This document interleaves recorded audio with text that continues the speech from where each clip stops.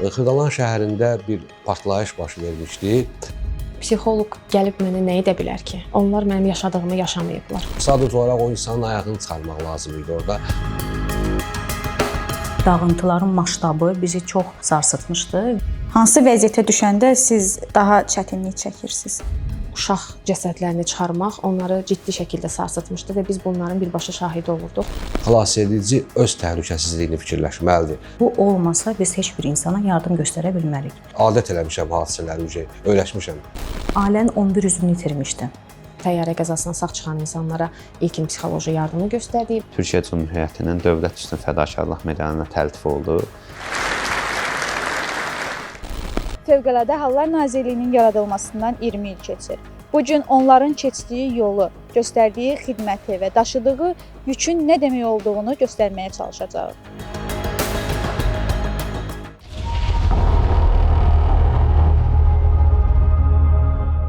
...2007-ci ildən mən xilasedici peşəsində çalışıram. İlk olaraq televizorda Murtuza Muxtarov küçəsində bir partlayış baş vermişdi. Yəni bina uçmuşdu orada. Hardasa sizə bir 18 ilin söhbətini eləyirəm. Bizim xilasedicilərimizin orada fədakarlıqlarını gördüm. Yəni orada xüsusi avadanlıqlarına biraz mənə maraq oyatdı ki, bu məsəl xilas etmə avadanlıqları ilə orada uçqun altında qalmış zəhər çəkmişləri necə xilas eləyirlər və orada olan ahunalə və çıxartdıqları insanları necə fərəhlə çıxardırlar və orada xilasedicilərin üzündə təbəssümü gördüm və bu məndə bir maraq oyatdı. Bu sahə çətin və riskli olsa da şərəfli bir işdir. Yəni mən işimlə fəxr edirəm. Əvvəldən elə insanlara yardım etmək bu mənim üçün bir prioritetdir. Ona görə də motivasiya məncə elə oldu. Artıq Fövqəladə Hallar Nazirliyində mən uzun illərdir çalışıram. 15 ildir çalışıram və bu müddətdə həm öz nazirliyin nəzdində olan əməkdaşlara baxırıq, həm də ki, hər hansı bir hadisə, fövqəladə hadisə baş verəndə hadisə yerinə cəlb olunur. İxtisasım gastroenteroloq endoskopistdir. Fövqəladə hadisə baş verəndə artıq bizdə ixtisasa baxılmır və hadisə yerinə cəlb olunuruq. Fövqəladə Hallar Nazirliyinin xüsusi riskli xilas etmə xidmətinin mütəxəssis xilasedicisi. Ətrafımızda olan dostlardan xilas etmə sahəsində işləyənlər var idi. Onların danışıqlarından, gördükləri işlərdən hər zaman belə mənim üçün maraqlı olduğu üçün elə oldu ki, biz də yəni bu sahə ilə maraqlandım. Biraz işimizdə o məsuliyyəti artıra, öyrənə, həvəsimizin də daha artırılması xilasedici olmamıza belə bir dəstək oldu, kömək oldu. Bəs nə qədər müddətli fəaliyyət göstərirsiniz? Hal-hazırda 12 ildir xilas etmə vəzifəsində çalışıram. Həyatınızda bir daha ixtisas seçmə şansınız olsaydı, xilasedici olmaq istəyərdiniz? Təbii ki, düşünmədən xilasedici olardım. Çünki insan həyatı xilas eləməkdən gözəl heç nə yoxdur. Yəni xilasedici olmanın da ən belə deyək, üstün cəhəti budur. Ümummilli liderimizin gözəl bir kəlamı var və biz həmişə bu kəlamı belə özümüzə bir örnək tutaraq və o xilas etmə əməliyyatlarını yerinə yetiririk. Bir hadisənin qarşısını almaq onun nəticələrini aradan qaldırmaqdan daha asandır. Bütün fəaliyyətimin məqsədi insanlara yardım etməkdir. Bu peşəni də onun üçün seçmişəm. Əsas vəzifələrimiz ilk növbədə əməkdaşlarımıza psixoloji dəstək göstərməkdir və sonra hər hansı bir fövqəladə hadisə baş verərsə, hadisə yerində zərər çəkmişlərə ilkin psixoloji yardım göstərməkdir. Sonrasında isə uzun müddət davam edərsə, psixokorreksiya işlərini aparmaqdır.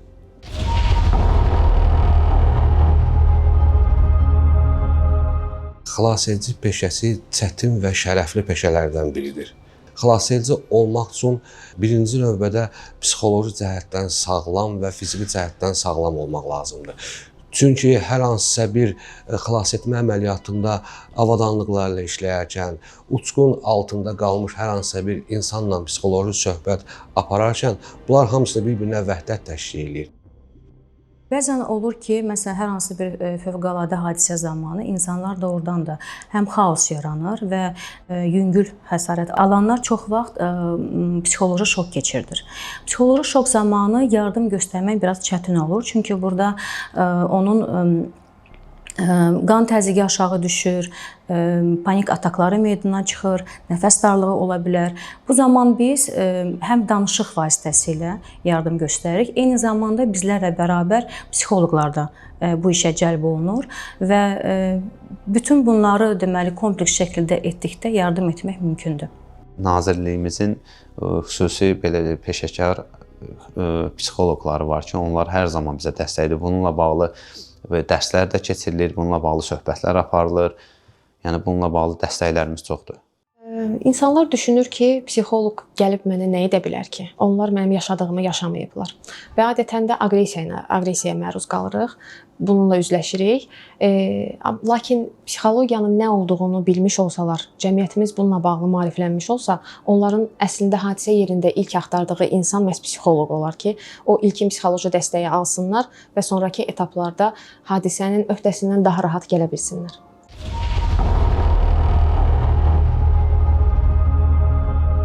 İnsanların ən çox etdikləri səhv onların xilasedicilərə qulaq asmamasıdır. Kəskin şəkildə, güclü şəkildə sel axırsa, o xilasedici ona deyir ki, yaxın gəlmə, o daha da yaxın gəlir, sel onu aparır, suda boğula bilir, eləyə bilir, hər hansı hərbi yerə gedib çırpıla bilir. Yəni xilasedicilərə qulaq asmayanda böyük bir fəsadlar əmələ gəlir. Çox mərtəbə yaşayış binalarında partlayışlar baş verir ki, məsəl üçün, orada insanların təşvişi, mən qaçım gedim, orada məsəl üçün mənim doğma var, onu mən çıxardım oradan. Yəni bunlar düzgün olmayan bir şeylərdir. Yəni biz bunu dəfələrlə şahid olmuşuq. İnsanların özləri xilas etmələri bir yanlışlığa səbəb olur. Hətta belə deyək də, hansısa bir doğmasının yaxınının ölümünə də gətirib səbəb kimi çıxarda bilir. Yəni bu da bizim üçün bir ağır bir şeydir, olmaz. Yanğın hadisələrində insanlar təlaş içərisində olurlar və öz mənzillərini tərk eləyib çıxırlar, deyək ki, dəhlizlərə, bloklara çıxırlar. Və çox vaxt da hündür mərtəbəli binalarda qatı tüstülənmə bloklarda, dəhlizlərdə olur.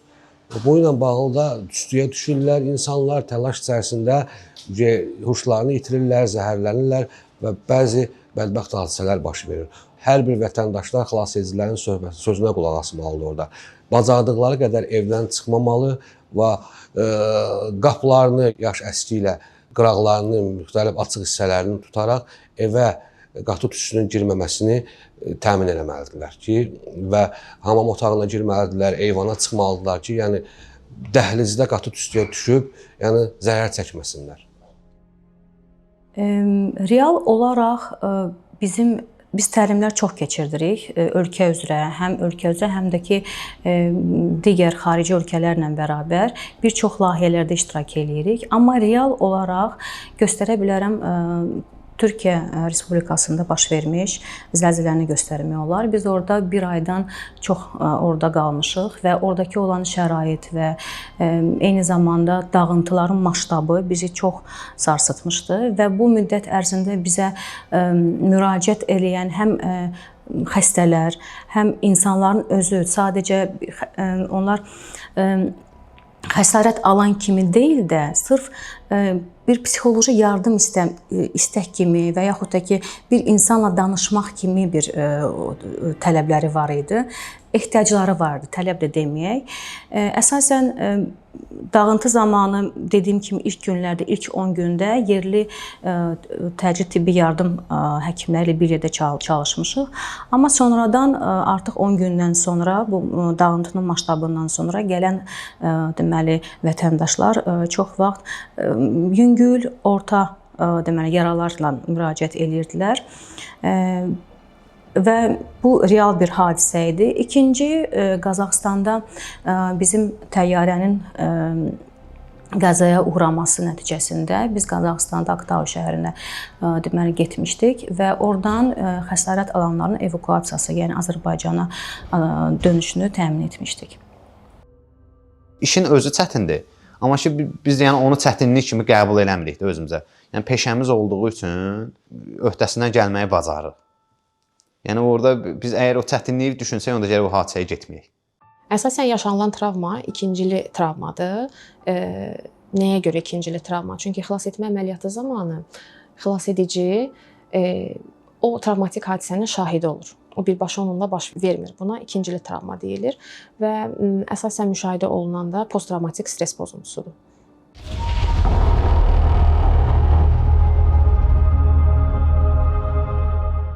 Xırdalan şəhərində bir partlayış baş vermişdi. Xırdalan şəhərində binanın bir hissəsi uçmuşdu. xüsusi avadanlıqlarla biz xilas etmə əməliyyatlarına başladıq. Və mən məcburiyyət qarşısında qaldım, şəxsən özüm beton konstruksiyanın altına girərək o oğlanın ayaq nahiyəsi beton konstruksiyanın altında sıxılmış vəziyyətdə idi. İrəliləyərək onun yanına qədər getmişdim mən. Sadəcə olaraq o insanın ayağını çıxarmaq lazım idi orada. O məndən orada bir imdad diləyirdi, məndən su istəyirdi. Mən ona orada istədiyi bütün ehtiyacları ona verirdim, psixoloji söhbət edirdim. Darıxma, erkək kişisən, bu dəqiqə səni çıxardacağıq buradan, narahat olmacına. Yavaş-yavaş ayağını oradan beton konstruksiyanı deşib dağıdıb, qaldırıb, onun ayağını oradan çıxardıb, xilas etdik və onu öz yaxınlarına, öz ailəsinə təhvil verdik. Hadisələrin hər biri yadda qalandı. Elə bir hadisə yoxdur ki, yadda qalmasın. Çünki insana təsir edəcək hər bir hadisə insanın düşüncəsində, xəyalında və illərlə, yəni qala biləcək bir şeylərdir. Yəni belə şeylər çoxdur. Bunlardan ölkə ərazisində o qədər partlayışlar, yanğınlar olub ki, məsəl üçün binalarda ki, biz onları görmüşük, yəni onlar yadda qalıbdır. Türkiyədə baş vermiş elə zəlzələnin özü. Xilasetmə əməliyyatında birbaşa şahidi olmuşuq. Müharibə dövründə Gəncə şəhərində gecə saat 1-də raket hücumuna məruz qalarkən biz xilasedicilərlə birlikdə hadisə yerinə yollandıq və onların səhər saat 6-ya qədər o dağıntıların altında necə bir iş apardığının şahidi olduq. Buna təbii ki, maraqlı demək olmaz, amma müşahidə etdiyimiz onların psixoloji vəziyyəti idi. O insanlarla təmasda olmaq, uşaq cəsədlərini çıxarmaq onları ciddi şəkildə sarsıtmışdı və biz bunların birbaşa şahidi olurduq. Bunlar hamısı təsir edici məqamlardır.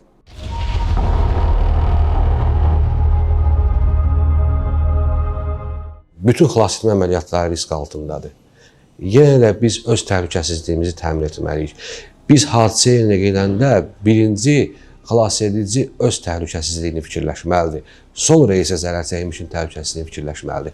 Əgər öz təhlükəsizliyini fikirləşməyib, zərər çəkmişin təhlükəsizliyini fikirləşirsə, orada heç bir xilas etmə əməliyyatından söhbət gedə bilməz. Çünki özü fəlakətə düçar olub, uçqun altında tezdən qalacaqsa, əgər burada təhlükə varsa, mən bir xilas edici olaraq da girib uçqun altında qalacamsa, orada hansı bir xilas etmə əməliyyatından söhbət gedə bilər? Risklər həmişə var. Amma bu risklərin qarşısını almaq üçün dediyim kimi biz protokollara uyğun addımlayırıq. Birinci növbədə öz təhlükəsizliyimizi təmin etməliyik. Yəni bu olmasa biz heç bir insana yardım göstərə bilmərik. Və təhlükəli anlar olub, bəli, olub, amma insanlara yardım motivasiyası, onlara hardasa bir bizim xeyrimiz dəyirsə, bizim özümüzün o təhlükəli anlar yaddan çıxır. O hadisələri biz belə deyək də gözümüzə alıb gedirik. Çünki orada fikirləşmirsən də, yəni evdə ailən var, uşağın var. Təbii ki, insan üçün doğmadır, əzizdir. Amma qarşındakı insanın köməksiz vəziyyətdə qaldığını görəndə insan yəni özünü də belə unudur. Ta ki o insanı oradan sağ çıxardana qədər. Xilas etmə əməliyyatlarında belə bir anlam var ki, rəhbər xilas etmə qrupunun komandiri hadisə yerində işləmir. Sadəcə olaraq hadisə yerində qərar qəbul edir. Əgər hadisə yerində işləsə, heç bir təhlükə mənbələrini görə bilməyəcək. Ola bilər hadisə yerində təkrar-təkrarlar baş verə bilər. Hadisə zamanı beynəlxalq siqnallar vasitəsilə bütün xilas etmə personalı hadisə yerinə təxliyəsini beynəlxalq siqnallar vasitəsilə uzaqlaşdıra bilər. Yəni belə bir vəziyyət alınmayıb ki, məndə yəni hadisə yerində elə bir vəziyyətə düşüb, olmayıb. Fövqəladə Hallar Nazirliyinin xilas edici həkimləri əsasən hadisə yerində, bir də təhlükəli zonada çalışırlar. Təhlükəli zonaya getdikdə ilkin olaraq biz öz təhlükəsizliyimizi təmin etməliyik və bizdən öncə xilas edicilər cəlb olunur. Amma təcili yardım isə daha strukturlaşdırılmış, daha deməli nisbətən təhlükəsiz yerdə çalışır. Hadisələrdə insanların təbii ki, bu normal haldır. Panik yaratmaq bu insanların normal bir haldır. Amma mən tövsiyə edərdim ki, vətəndaşlarımız hadisə anında 112 qaynar xəttinə zəng olunandan sonra xilas edicilər ki, həmin əraziyə yetişdisə, yəni onlar üçün şərait yaratsınlar. Mən başa düşürəm, orada əziyyət çəkən onların yaxınları, doğmalarıdır. Amma biz də onlarla bərabər onların yaxınlarını, doğmalarını xilas etmək üçün əlimizdən gələn səyləri göstəririk. Yəni ən azından şərait yaratsınlar, xilas ediciyə mane olmasınlar. Yəni onların orada mane olmağı, xilasedicinin hansısa bu qarşısına bir sədd qoymaq zərər çəkmiş insanın həyatına bir təhlükə yarada bilər. Bu da vaxt baxımından belə deyək də xilasedici mühümdür. Vaxt yəni bizim üçün daha önəmlidir. Çünki biz zamanla yarışırıq. Biz Türkiyədən dəvət olunmuş psixoloqlarla birlikdə müxtəlif bölgələrdə qazilər, müharibə iştirakçıları və şəhid ailələri ilə ödənişli seanslar keçirdik. Və onlar hər biri psixoloji travma yaşamış insanlar idi. Psixoloji travma ilə uzun müddət çalışmaq mən öz təcrübəmdə gördüm həm də ki, bu mənim psixoloji sağlamlığıma təsir göstərməyə başlamışdı. Mən də həmin qıcıqları yaşayırdım, tez reaksiya verə bilirdim, impulsiv ola bilirdim. O an başa düşdüm ki, artıq istirahətin zamanıdır və müəyyən fasiləni vermək mütləqdir.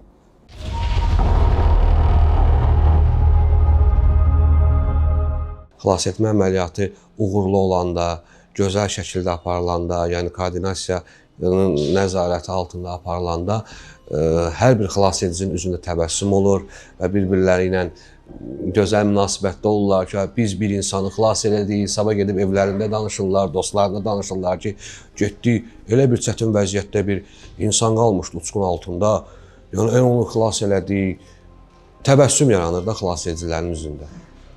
Xilasetmə əməliyyatı ilə tibbi müdaxilə necə olur ki, paralel şəkildə aparılır? Biz 2024-cü ildə İnsarak BMT-nin deməli beynəlxalq axtarış xilasetmə qrupuna daxilik. Biz orada Musar AZ01 adı ilə gedirik.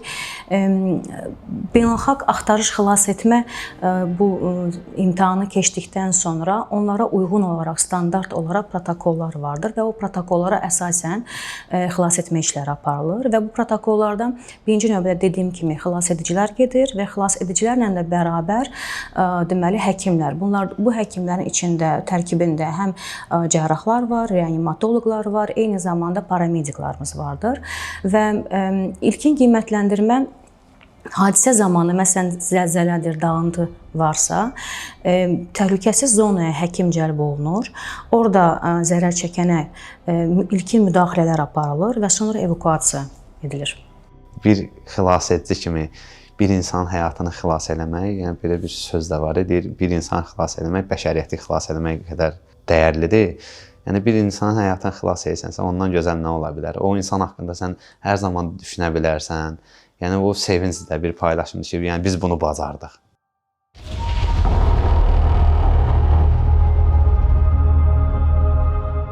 Belə bir hadisə ilə rastlaşmamışam ki, sözün düzü, həddindən artıq hadisələrdə olmuşam. Yəni bir növ adət eləmişəm hadisələri, öyrəşmişəm. Ən çox yadımda qalan, sırf o yenə dediyim kimi zəlzələyə qayıtmaq istəyirəm.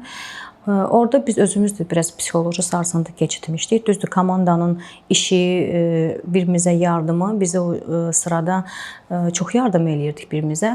Amma gələn vətəndaşların ailədə neçə üzün itirilməsi, heç bir şeylərin qalmaması kimi bax belə psixoloji sarsıntılar var idi. Əsasən də bir yaşlı kişi çox yaxşı yadımdadır. 75-80 yaş aralarındaydı. İlk bizə gələndə alma gətirmişdi özü ilə bərabər. Yəni deyir, mən sizə bir şey yardım eləyirsiniz, mən sizə bir şey verə bilmirəm də. Yəni biz təmənnasız onsuz da orada fəaliyyət göstərirdik. Amma onun bu jesti bizə çox təsir göstərmişdi. Ailənin 11 üzvünü itirmişdi. Bu 11 üzvlərdə həm uşaqları, həm nəvələri, gəlini də var idi. Və demək olar ki, o insan yalnız qalmışdı. Orada həmçinin körpələr, uşaqlar da var idi ki, məsələn, valideyni itirənlər, onlar da məsələn bizə çox sarsıntı vermişdi. Biraz bax o məqamlar bizə toxunmuşdu. Ən çox təsir edən körpə uşaqların o hadisə zamanı qorxmağıdır. Onların çığırtılarıdır. Dediniz zəlzələdə iştirak eləmişdiniz. O zəlzələ hadisəsində sizi təsirləndirən hər hansısa bir təəssürat mı deyim, hadisə mi deyim, olubmu heç? Betonlar altında, dağıntılar altından o qalan körpə uşaqların, qadınların, yəni onların o cəsədlərini görmək insan üçün də bir böyük bir təsirdir. Biz yəni bir xilasedici olaraq, yəni gördüyümüz işlərdə yəni bir kənar baxışla baxmırıq. Hər bir insan bizim üçün doğmadır. Yəni o xilas etmə əməliyyatlarında da xilas elədiyimiz insanları ya dağıntılar altından çıxartdığımız insanları bir öz belə deyək, yaxınımız kimi, yəni düşüncəsi ilə yanaşırıq bu işlərə. Orada da faciə çox idi. Ölənlərin belə deyək, sayı çox. Bəzi şeylər var ki, vallahi onu sözlə heç ifadə etmək olmur. Yəni elə bir hadisədir ki, bir tarix boyu insanın yadından çıxmayacaq belə bir hadisədir. Orada insanları xilas elədikcə öz yaxınına doğmasını fikirləşsən ki, yəni özünküləri onun yerinə qoyursan. Yəni bir uşağı xilas eləmək vallahi mən hər zaman yəni özüm bilmişəm də, yəni bu xilas etmə əməliyyatı belədir ki, o hissləri yaşaya-yaşaya, yəni bir xilas etmək daha başqa bir şeydir.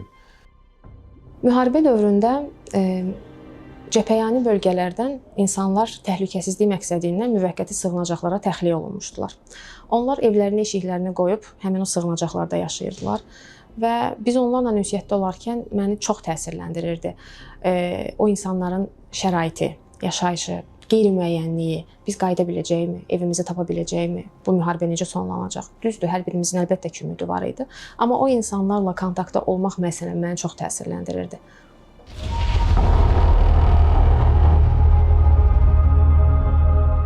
Mütəmadi olaraq biz zabitlər tərəfindən xilasedicilərimizə ixtisas hazırlığından nəzəri və praktiki məşğələlərimiz keçirilir. Xilasetmə avadanlıqları haqqında xüsusi taktiki hazırlıq dərsləri keçirilir. Alpinizm, hündürlük mərtəbəli binalardan zərər çəkmişlərin xilas etmə üsulları müntəzəm olaraq xilasedicilərimizə hər gün bu dərsləri biz keçiririk. Əslində bizim təlimlərdən sizin sualınıza cavab olaraq keçirdiyimiz bu təlimlər, həm BMT-nin təşkil elədiyi bu İNSARAQ deməli axtarış beynəlxalq qrupunda o amputasiya məsələsi gündəmdədir. Nəyə görə? Çünki bəzən dediyim kimi Crash sindromunda insanın həyatını xilas etmək sualı gəldikdə, əgər amputasiya varsa, onu etmək lazımdır. Amma bunu hər bir insan üçün etmək olmaz və lazım gəldikdə belə, göstəriş varsa belə onu həkim edə bilməz. Ona xüsusi icazə lazımdır. Burada ya xəsarət alanın yaxın qohumu icazə verməlidir. Əgər yaxın qohumu yoxdursa, həmin bölgədə olan icra orqanlarına, strukturlarına müraciət etmək lazımdır. Yəni icazəsiz onu etmək mümkün deyil. Alət və avadanlıqlardan istifadə etməklə, yəni o hadisənin məğzini öyrənirik, ya hansısa bir təlimin nədən ibarət olacağını biz öyrənirik və ona uyğun xüsusi alət avadanlıqlardan istifadə etməklə, yəni yerinə yetirilir. Avadanlıqların hamısı həyati əhəmiyyət daşıyır, amma ən önəmlisi oksigen balonlarından, belə deyək də, biz ona maska deyirik də, onlardan istifadə etməkdir. Çünki İnsan xilasedici hansısa bir baş vermiş hadisə yerinə girəndə, oradakı yanğın, tüstü, yəni hansısa bir zərərli qazlar var. Onlardan özünü müdafiə, ya xilas etdiyin insanı müdafiə etmək üçün xüsusi oksigen balonlarından istifadə edir. Onlar bizim üçün daha həyati əhəmiyyət kəsb edir. Panikaya düşmüş və ya şok yaşayan insanla ilkin təmas necə qurulur? Həmin o ilkin psixoloji yardım dəstəyini göstərmək lazımdır. Bu özündə nəyi birləşdirir? O insanla kontakt qurmaq, danışmaq, üstünə çox getməmək. Panikadakı insan hədsiz yüksək həyəcanlı halda olur. Biz maksimum öz sakitliyimizi qoruyaraq, onunla birlikdə məsələn sinxron nəfəs almağı təmin edərək onu sakitləşdirə bilərik. İlkin etapda göstərə biləcəyimiz yardım hələ ki bundan ibarətdir. Hadisə yerinə hansı hallarda psixoloq cəlb olunur? Əgər böyük masştablı, çoxlu zərər çəkən olan bir hadisədirsə, onda yüksək rəhbərliyin göstərişi ilə biz hadisə yerinə cəlb olunuruq. Düzünü desəm, çox təəssüf ki, maarifləndirmə azdır bu mövzuda və insanlar yaşadıkları təşviş və panikanı idarə edə bilmirlər və ona görə tez-tez hansısa qarışıq bir kütlə yarana bilir. Mən çox istəyərdim ki, bu maarifləndirmə tədbirləri çox geniş yayılsın və cəmiyyət bu mövzuda necə davranmalı olduğunu bilsin. Sizin fikriniz maraqlıdır. Cəmiyyət olaraq fövqəladə hallarda psixoloji mədəniyyətimiz nə dərəcədədir, necədir? Düzünü desəm, çox təəssüf ki, maarifləndirmə azdır bu mövzuda və insanlar yaşadıkları təşviş və panikanı idarə edə bilmirlər və ona görə tez-tez hansısa qarışıq bir kütlə yarana bilir. Mən çox istəyərdim ki, bu maarifləndirmə tədbirləri çox geniş yayılsın və cəmiyyət bu mövzuda necə davranmalı olduğunu bilsin.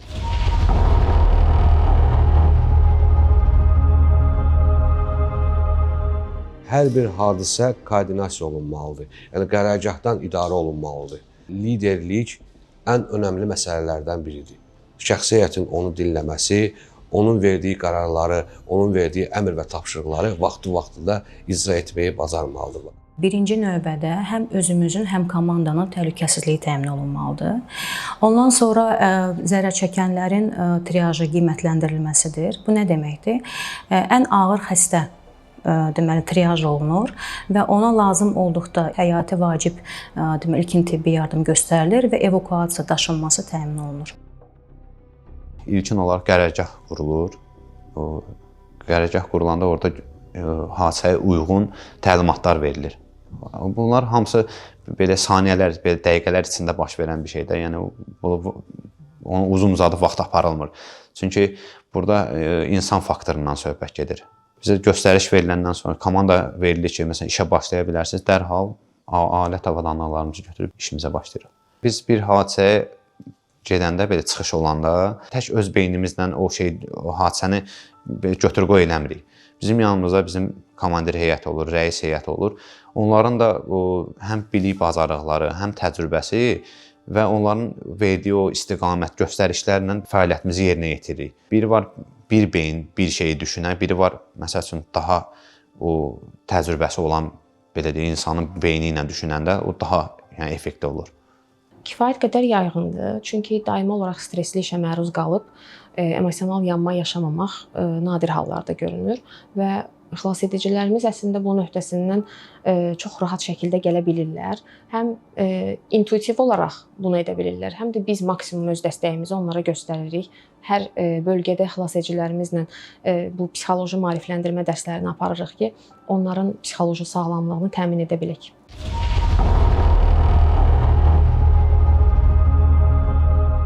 Yeni başlayan xilasedicilərə ən çox məsləhətlər o verilir ki, hadisə yerində düzgün qərar qəbul etməyi bacarmalıdırlar, intizamlı olmalıdırlar, zərər çəkmişlərlə gözəl rəftar etməyi bacarmalıdırlar, savadlı olmalıdırlar, sosial şəbəkələrdə bilik və bacarıqlarını müntəzəm olaraq artırılmalıdırlar. Birinci növbədə ITLS protokoludur. Burada nədir? Deməli, əgər təhlükəsizliyi təmin etmək, ikinci hava yolunu açmaq, CPR, yəni ürək-ağciyər reanimasiyasını etmək, travma varsa travmanın qarşısını almaq və şoku idarə etməkdir. Və daxili olaraq Fövqəladə Hallar Nazirliyinin özünə uyğun daxili protokolları vardır ki, biz onlara uyğun olaraq hərəkət edirik. Hər zaman komandirlərin, rəhbər heyətin verdiyi tapşırıqları düzgün və vaxtında icra eləmək, onların belə deyək, verdiyi məsləhətlərə qulaq asmaq, özündən qərar vermək olmaz. Yəni rəhbər heyət var, yəni bu işi bilənlər var. Təbii ki, onların verdiyi məsləhətlər və sənin görəcəyin iş bərabərlik yaradır. Yeni işə başlayan xilasediciyə tövsiyəm odur. Önləyici tədbirləri biz xilasedicilərə həmişə seminarlarda, təlimlərdə bunu məsləhət görürük ki, posttraumatik stres pozuntusuna keçməməsi üçün onlar hadisədən qayıdandan sonra birinci öz emosiyalarını tanısınlar, qorxduqlarını etiraf etsinlər, kədərləndiklərini etiraf etsinlər. Xilasedicilərimizin çoxu kişilər olduğu üçün Azərbaycanda da bilirik, kişilər neqativ emosiyaları ifadə etməkdə, etiraf etməkdə daha doğrusu çətinlik çəkirlər. Bizim ona tövsiyəmiz odur ki, onlar bu emosiyalarını tanısınlar, etiraf etsinlər və sonra travmatik hadisəni ən yaxın bildiyi insanlarla dəfələrlə danışsınlar. Bu zaman yığılmış stres boşaldığı üçün önləyici tədbir kimi bunu adlandıra bilərik. Hadisə yerinə hansı hallarda psixoloq cəlb olunur? Əgər böyük masştablı, çoxlu zərər çəkən olan bir hadisədirsə, onda yüksək rəhbərliyin göstərişi ilə biz hadisə yerinə cəlb oluruq.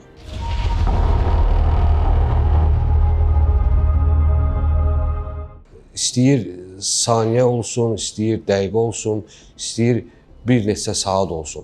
Düzgün qərar qəbul etmək önəmlidir.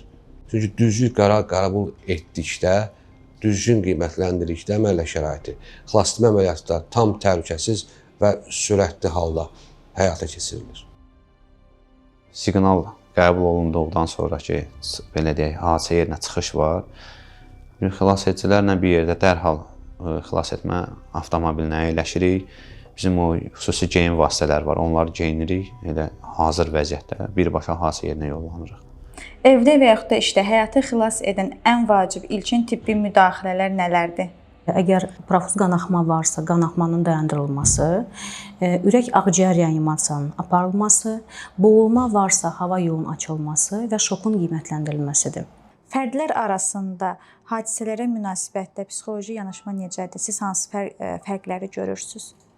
Bir hadisəyə müxtəlif insanlar şahid olub fərqli reaksiyalar verə bilir, əlbəttə ki. Bu onların həm fərdi xüsusiyyətlərindən asılıdır, həm sinir sisteminin dayanıqlığından asılıdır, həm də indiyə qədər nə qədər neqativ təcrübə yaşayıblar bununla bağlıdır. Biz insanlara seanslarda ilə bu haqqda məlumat verərkən onu bildiririk ki, özlərini daimi olaraq müşahidə etsinlər. Baş verən hadisə qarşısında o hadisəyə nə üçün bu reaksiya verdiyini, hansı avtomatik düşüncəsi yarandığını müşahidə edib tapa bilsinlər.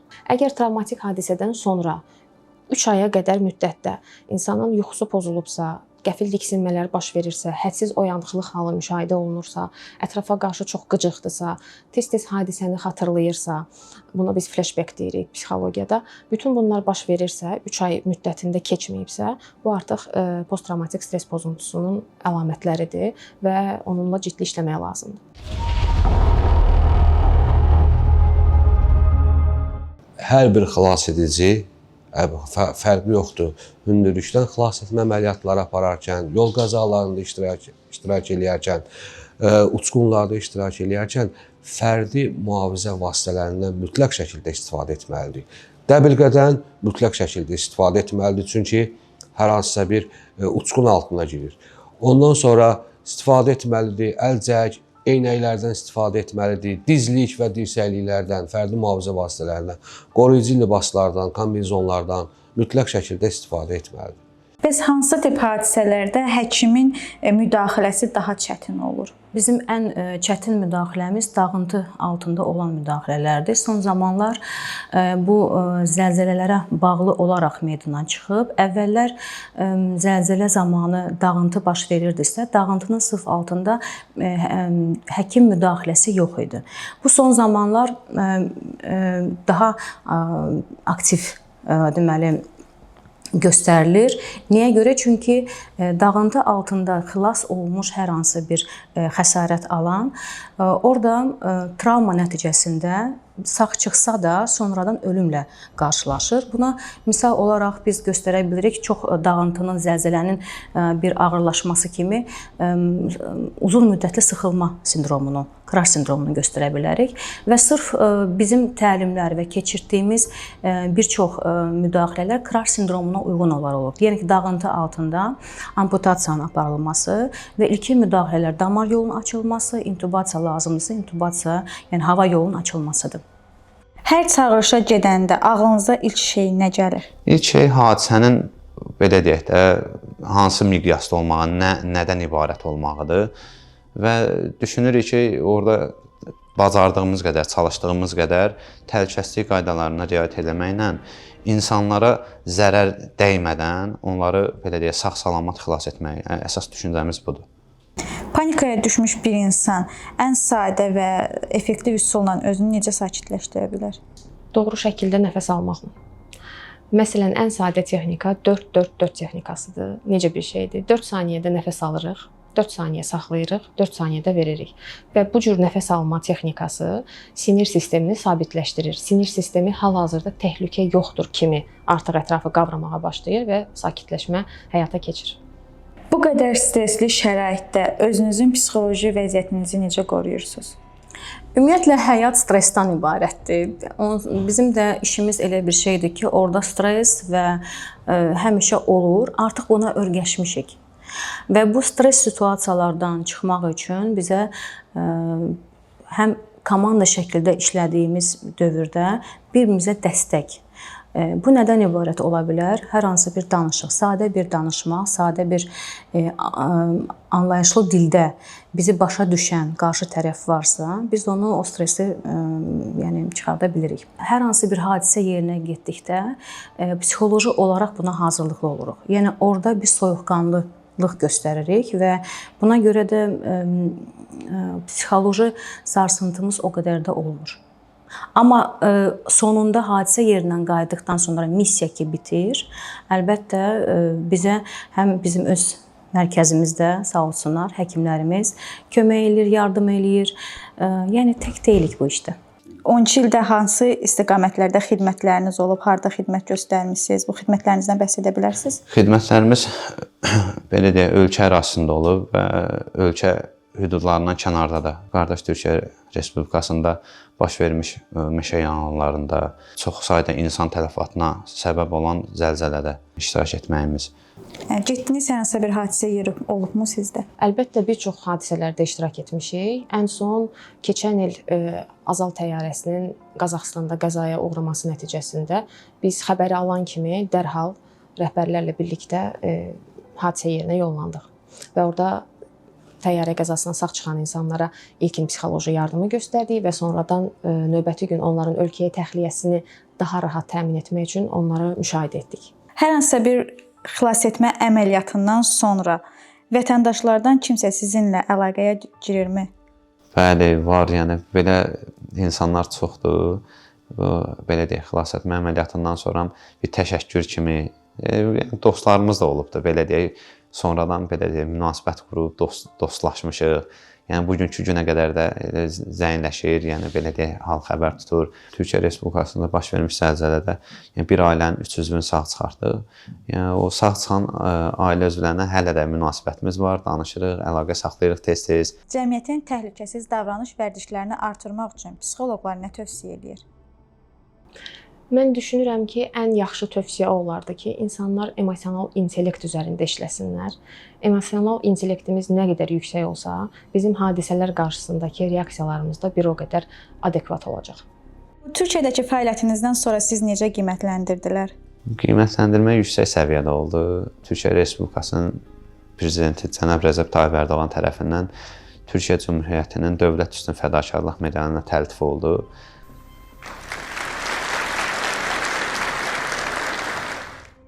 Təbii ki, burada tək mənim əziyyətim, mənim zəhmətim deyil. Orada əziyyət çəkən bütün xilasedicilərin belə deyək, o medalıdır. Sadəcə indi bir nəfər seçim oldu, indi o da Siz seçirsiniz. Bəli.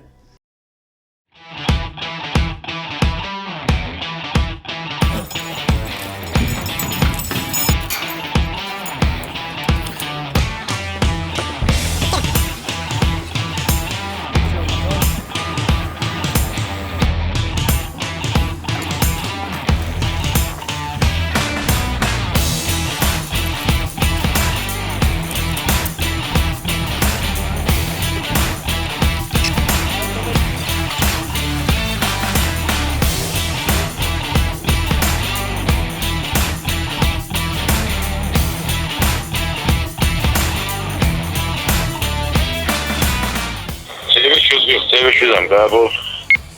CV140 qəbulda.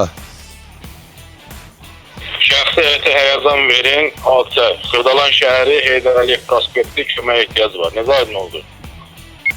CV140 aydındır. Mavi qrupa həyəcan.